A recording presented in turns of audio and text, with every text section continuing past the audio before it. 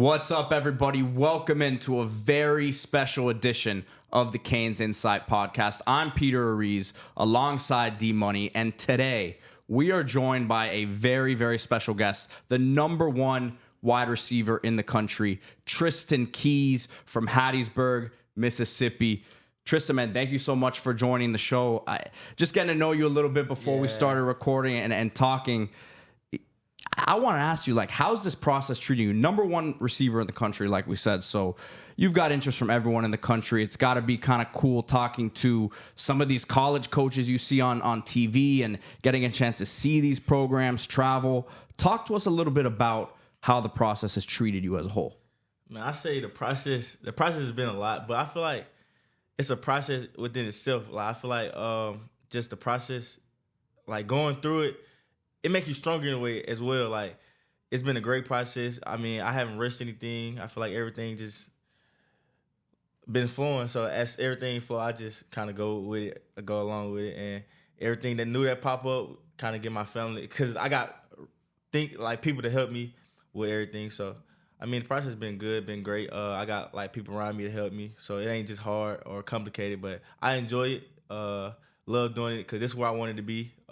Something I dreamed of. So I don't mind just going through a hard process of something if it gets me where I want to be. So I enjoy it. It's good problems to have is basically what you're saying. Yeah. And you mentioned your family and the people around you. What's it like for them to be there with you every step of the way, going on these visits so that they can give you their perspective too? Because obviously they've been through a lot and they've got your best interests. You got so many people telling you, man, that you got to come here, you should come here because of this. But then your family, the people closest to you, they've got to be very important in your decision-making process. So talk about what it's like having them around. Yeah.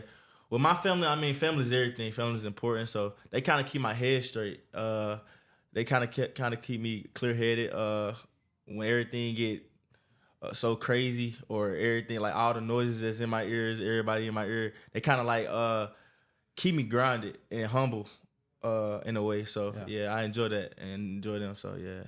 Tristen, so not only number one receiver in the country, play basketball, track too. Tell me about just your athletic journey from a little kid and kind of how you got into sports and how you got to where you are right now. I mean, all right, so my first ever sport was football. I started at 5. My mom was energetic kid, just threw me in football, and it kind of just gave me something to do. So I started playing football. I loved it, and I got my first set of pads and my helmets, and I slept with it on. I used to sleep with my stuff on, so I used to sleep with it on. So wake up the next morning, I got all my. So it just was second nature to me. I loved it, everything about it. I still do love it, cause I feel like some people kind of get. I feel like some people just don't love it. They kind of love what it brings, but I love the whole thing. I love practice, everything about it from training. I love training, so I feel like everything was just supposed to happen. So me growing up playing football at 5 years old, I kind of grew. I grew. Then I started playing basketball around my 6th grade year. Wanted to play, and I just it didn't take me long to just be good at it. I ain't gonna kind of brag on myself, but I kind of got I was a little ahead of the game already. So yeah, so that's kind of what happened. I started at 5. Loved it, kept going, never gave up, and never quit it. So yeah, now I'm here. Yeah. And we talked to Cam Ward, we talked to offensive linemen, didn't matter what size. Everybody wants to brag on their hoop game. I know you didn't want to brag, but break down kind of how you are. And we know the football on the hardwood, what kind of game you have. I say people kind of think that I play like Anthony Edwards, and I kind of see it in a way. I see somebody on the rim, I'm gonna go at him every time. I'm gonna try him every time. But this year I kind of was chill because I kind of know what's important to me. You got football, so I kind of try to stay out of that injury prone. Stay out of injury prone. So I'm kind of like Anthony Edwards, I say. Probably a little better, but hey. We can actually see that. So that's just like Ant, because Ant's confident. A little better, but hey, yeah.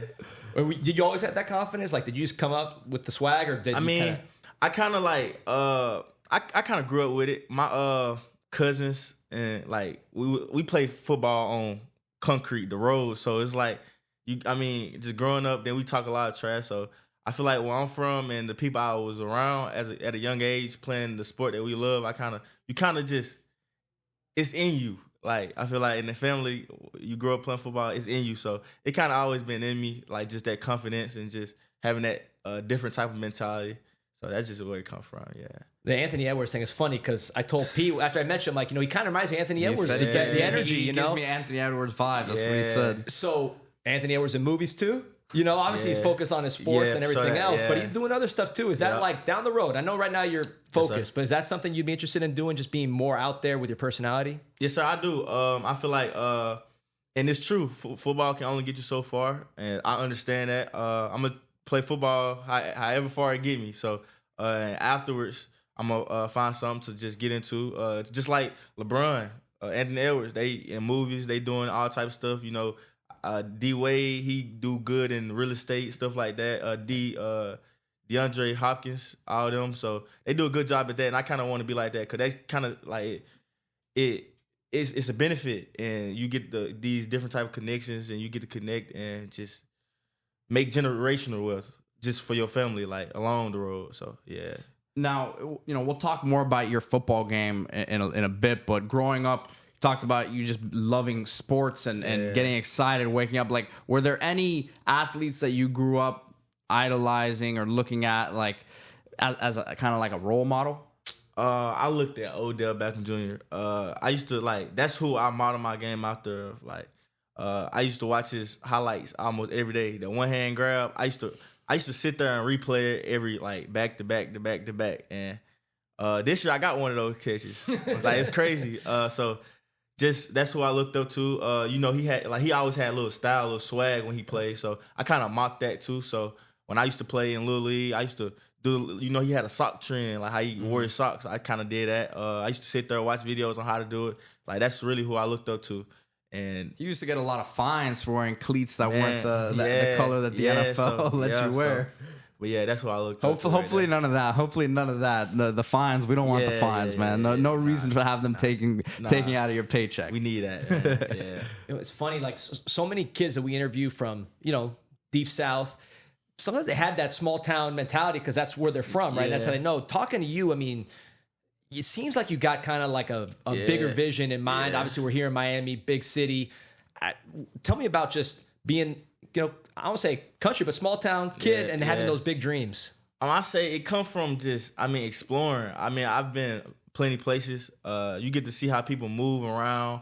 And I feel like just having, like, I kind of learn from people. So when I learn from people, you kind of know how to use all these things and that just kind of molded me into who I am today. So I kind of I've been everywhere, starting from like my 9th grade year. So it's like just been everywhere and just taking certain stuff certain stuff serious and important. And it kind of like, even when it comes to NIL, name, image, likeness, it's like you want to be that person that everybody love being around. So I kind of enjoy being that person like people can come talk to, enjoy. Like, I like making people laugh, smile, stuff like that. So it kind of just was always like that. And my mom was my best friend. So we kind of like the same people. It's just I'm a male, she's a female. So it's that's just where it is. It tends to be like that sometimes. It just be like that, yeah. Tristen, talking about your recruitment a little bit before we get into like specific schools, when you're evaluating each program and everything that you look at, what are, everyone talks about the pros and the cons when you're going through the process. What are the things that you're really looking at that say, these are the most important things for me when I make my decision? I say the number one thing is development as a receiver. You got receiver users around here. They develop receivers, send them to the league, and I want to be that receiver that's unstoppable. So just like being in the game, kind of understanding you want to be developed. You want to be developed to be the best in the country. So stuff like that. I kind of look at like academics. My dudes don't play about the academics part. So yeah, I look at that, and that's important to me too. So what else? I say the people in the locker room, just being around a coach that you can talk to, not just about football, but about life and about finance and stuff like that. Having that person you can just lean on, being around people that mom trusts you with while she's away, and stuff like that. So, and then environment, the environment, me being comfortable. So stuff like that kind of play a part in it. And you talked a little bit about your mom, Santana. Just what has she meant to you coming up and getting to where you are right now? Man, my dude, that's my first love. So that's kind of like my best friend, my road dog. So I love her to death. She kind of like I said, she keep me humble. She keeps me humble. Like that's kind of where I get my personality from, being kind, stuff like that. Like that's where I get everything from. So just being around her for all these years and just experiencing the things that she went through, watching what she went through, it kind of molded me into who I am today and just maturing me to the person I am today. So just seeing all that stuff kind of played a part in it. And moms have the sixth sense. So if she doesn't have a good feeling about someone, they're pretty much done. Yeah, and that's true. That's really true. Like I didn't believe it at first until stuff started happening. So yeah, that's true. Yeah. And listen, the recruiting process gets crazy. So it does. There's a lot of stuff like that comes up. But looking at your recruitment in particular, you're starting to narrow it down a little bit. You have some visits lined up here. What's this next month look like for you, and month plus, and what's your biggest goals from this? Because obviously you've cut it down to 12 right now. So you're down to 12, but you have some visits, like I said. So what's the next step for you in this process?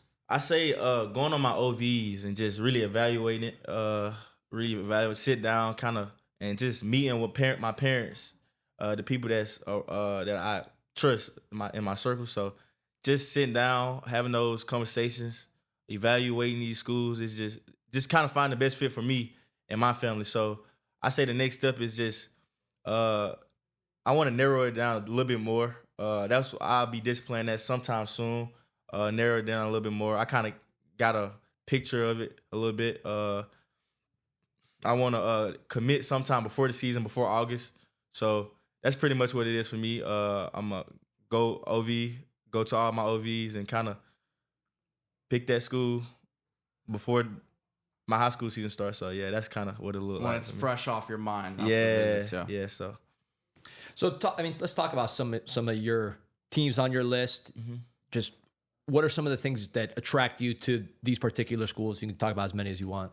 We can start off with Miami. Miami, I kind of Coach Cristobal, great coach, grounded. Like he's Coach Cristobal. Like he's a great coach. OC, one of the greatest coach. Like he don't change his offense for nothing, and it's worked for so many years. So just seeing the scheme, and they're the number one offense. So I just feel like just getting a glimpse of the number one offense, kind of see what they do. They're the number one offense. They got to be doing somewhat good up in the passing game. So just seeing stuff like that, and just seeing the receivers that they putting out. Like they got 3 receivers in the draft right now. That's history. Like many people can't say that they've done that. So and Coach Beard, a receiver coach, great coach. He's the same person every day. I peep. He's the same person every day with his players, his coaches, his family. So it's just been around a coach that's authentic. It kind of like, that's kind of what you want as a receiver. You want that person that you can lean on, not just talk ball to, but talk about everything else, like mentally, physically, stuff like that. So just having that and just seeing like in the environment out here is just beautiful. Like, I don't like being cold. So I know the heat out here is great. So I don't too much complain about the heat because I know when it's cold, I don't like that. So I don't complain about the heat. But just being around the coaches, the environment, the people, the fans, like it's a great feeling. That's kind of what you want. A lot of SEC schools on your list. Obviously, you're from Mississippi, so everybody right away is going to say, SEC schools are going to be involved. So what are some of the schools you like in that conference? I say LSU, great school, produce a lot of great receivers. Coach Hank do a great job. They do a great job at what they do, and it's right down the road, honestly. It's an hour or something away, but not bad. But then you got Texas A&M. They have Coach Wiggins. He used to coach for Bama when Saban was there. A great resume. He produced a lot of first-round cats. And that's kind of like, as a receiver, like you look at the development part and you get to see those different type of things. So I feel like he's a great coach. And, Texas A&M was known for a heavy run team. So they kind of fixing that, like changing that. So just looking at the change, what they can do, what it can turn out to be is like a great thing to look at. So I like Texas A&M. Tennessee, I loved everything about it. The coaches make you just, it just feel like it's there. So you kind of see the potential. The environment when you walk in the stadium, the people, the fans, is like it's crazy work. So and then my hometown schools like it's like it's hometown. So you know everybody know you. It's a lot of voices in your ear. So it's like stuff like that. And like for example, Ole Miss, great offense. They got a great offense that was ran by Coach Kiffin, Jax Dart. You know, great quarterback. They had produced a lot of great receivers also. So just seeing stuff like that, you kind of But those are schools that kind of stand out. I wanted to go back real quick to Miami, just something about Miami. Coach Cristobal, you mentioned him briefly. What's different about him maybe than some of the other coaches that you talk to across the way? Like I said, he's an authentic person. Me and him get along. I kind of see my personality in his. He been through some things that kind of molded him. Same with me. And we kind of like the same people. We kind of like mesh a little bit. So you see eye to eye. Yeah, we see eye to eye and different things. So like he could tell me change this and explain it. Like he has a great understanding in things, and when you kind of talk to him and get to know him, you kind of understand like where they come from. So yeah.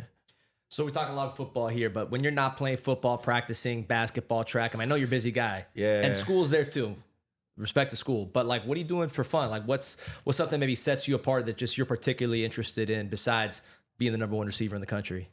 Well, me, a lot of stuff include ball. I like to train a lot. I mean, I like to train a lot because training is just ball fun. Is life, man. I feel like when you get to that spot where you just want to like a clear head, you want to chill, you want something else to think about, go train. Like, and training is chilling for you. That's what I'm saying. That's like a chill spot for me. But other than that, I like fishing. I enjoy fishing. I go DC fishing every now and then. I enjoy that, just cruising on the boat. You know, you're gonna get him excited. He's gonna ask you a lot of fishing questions now. Yeah. Oh, yeah, I had to. So and I don't even know much about fish. I just enjoyed the process. Like just being on a boat, it's quiet. You catching fish. You know what I'm saying. So I enjoy that. Anything else? I enjoy being with the fam, like being with the fam, my friends, like, cause when I'm with them, it's just a vibe. So it's like I like being in a happy environment. We laugh and joke and stuff like that. So just like things I can do with my family, like I enjoy stuff like that. What's the biggest fish you caught out there? You want to be honest? Well, let's see. Let's see if he's really Anthony Edwards or not, man. He's gonna have some crazy stories now. I'm gonna be real. I went deep sea fishing. The only thing I caught was bait. I caught little fish. Like it wasn't nothing crazy. It wasn't nothing too crazy. It was like, you know, you want to catch that little fish because you throw that thing out there, you're gonna catch big fish. So it's like stuff like that. I ain't really get to catch no. That's crazy how you fish, know you love it, man. You still haven't had that big catch yet. You feel me? So we gonna keep trying. You feel me? We gonna keep trying. Hopefully we get it. Yeah. And, you know, maybe some mahi, some sailfish out here. Me? You know. You feel me? So yeah, man. So listen, man, you've been awesome, and really appreciate talking, getting to know you, just seeing your personality. Yeah, that's real. My question I always ask people, because like everybody sees the highlights, you know, they see the good stuff, they see being able to do this, you know, all the things that, like you said, football gives you. But when you wake up and you're sore and it's tough, yeah, for sure. What drives you to be like, I'm pushing through? I say just where you want to be at in life. You kind of think about like where you want to be at in life, like. Do you want to be like you sit back and ask yourself questions that you like, then you lock back in. It's like where you want to be at in life, and I want to be that person that make it out of like Mississippi, because a lot of people, I wouldn't say they look down, but they like it ain't. A lot of people don't look at us as people that kind of get out. So I want to be that person that just set the example. Honestly, you know, we have some guys that does that, but I want to be one of those guys that's kind of set the example, and I want to be the person in my family that kind of like bring it back. Like a lot of people in my family can't say that they kind of did what I did. So just having that edge and that like chip on my shoulder to just want to take care of my family, want to take care of my family, my next family. So it's just creating generational wealth and stuff like that. Like I want to be able to do that with my family and be able to say that I've done that. And not just for like a flex, but just like for other people can say they can do it. Like for other people can just get that edge and just be like, let me try this, or you feel me? So stuff like that, yeah.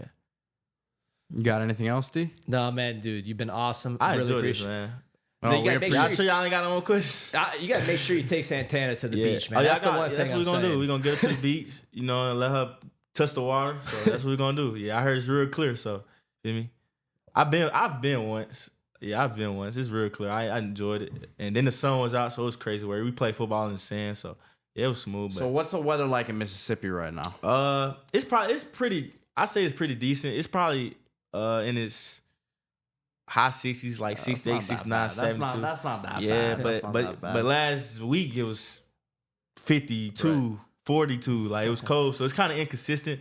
And I hate being cold, like I said, but I'm in Mississippi, man, so can't complain. I enjoy it. I got one question for you though, because I heard the end of the story, and you were talking about when you came down here for a 7-on-7 tournament. You guys won a lot of games, lost at the end. You were throwing an asterisk on it. You were saying, maybe you weren't feeling too good or something. I heard you talking to Pruitt, and you were talking about OT7. I don't know what it was, man. You were animated talking about a big game that you said you weren't feeling 100%. That's why you lost. You talking about when I was talking to Bobby Pruitt? Oh, Bobby, my dog, man. He the GOAT. So we had a tournament. OT7 tournament, OT7 is big. It's a big thing now. So it kind of attracted a lot of people, social media wise. So it's like went to OT7, and first day I got down there, I went crazy. I did my thing. I had a game-winning touchdown, like all that. Got everybody hyped. The next day, later on that day, I kind of felt like, because I already had a problem. I had a problem prior to getting down there. It was like I had because I had something was wrong with my throat, so it'll swell up. It'll swell up. I can't really eat because if I swallow it'll hurt bad. It got to the point where it was just like I just want to sleep, but it was hard going to sleep. So that happened. So I went to back to the hospital, because the same thing happened when I was in Mississippi. So I kind of understood the process. So I went in, put me on the IV, gave me a couple antibiotics, and and they made me stay overnight. So that's what I did. I stayed overnight. They call that a flu game, man. Man. So I stayed overnight and woke up, and I watched my boys play over the phone because they made me stay up in there. So I got the chance to watch my boy play over the phone, and they did good. I was happy for them. So that next day, I got out, and matter of fact, on that same day that I was watching them play, I got to get out and go see them. So I got to go see their last game. They won against, I think, Raw. They beat Raw. So after that, had fun, went to go eat, and I'm feeling a little better. So the next day I ended up playing and went crazy again. It was crazy. And we ended up beating Low Pro. We beat some teams down there. We beat Low Pro. We beat Boom. And then and we just after getting an IV the day before. Right. So I'm back out there. We playing Low Pro. I had 3 touchdowns against Low Pro. 3 touchdowns against Low Pro. And we had a championship game. So we had to sit down. We sat down for about an hour before we played the championship game against SFE. So get out there SFE. And mind you, I get tired, but I kind of push myself a lot. Because I don't like getting out the game. I like to continue making big plays. You went straight from the hospital to the field. You feel me? I would think you wouldn't want to get out of the game. So we was out there and we was playing, and of course it's a good battle. We score, they score, we score, they score, and then but it's we tired. It's Florida, it's South Florida, so they kind of used to the heat. They kind of used to it, so it's it don't faze them. But if I'm already coming straight out the hospital, so I get tired fast. I can run down the field. I'm gonna get tired, but I'm gonna continue to go. So it got to the point where I was so tired, I just had to take a break, sit down, you feel me? And that was all day though. That just wasn't for that game. It was all day. But that was worse because we sat down for an hour, got back in the sun, and just went full out. So, but it was a good game. I think we lost by 10. Because we ended up throwing a pick with the money ball, and they ended up getting it taken to the crib. So, but it was a fun game. It was a great experience. And I enjoyed it. Yeah. Now you know the backstory. So what I'm getting from that is whoever lines up against you at this year's OT7's in trouble because you got something to show. I can be sick, dead or alive. Man, well, we're gonna go get it, man. Yeah, man. Yeah. That's coming up in the next couple of months here, right? Yeah, no, it's March. It starts March 15th. Oh, okay, actually. already, Yep. okay. Yeah, so All right, so we'll be get locked in for that. Yeah, we'll be ready for that. Tristen Yeah. Keys, man, it was great. Yeah. Great to talk to you today. sir, for Best sure of that. luck the rest of the process for you. Yes, You sir, got a appreciate busy month here coming up, and again, like you said, timetable, make a decision before Yes, the season. sir. So good luck, man. Yes, sir. Appreciate that. Appreciate you. That. Yes, sir. So that.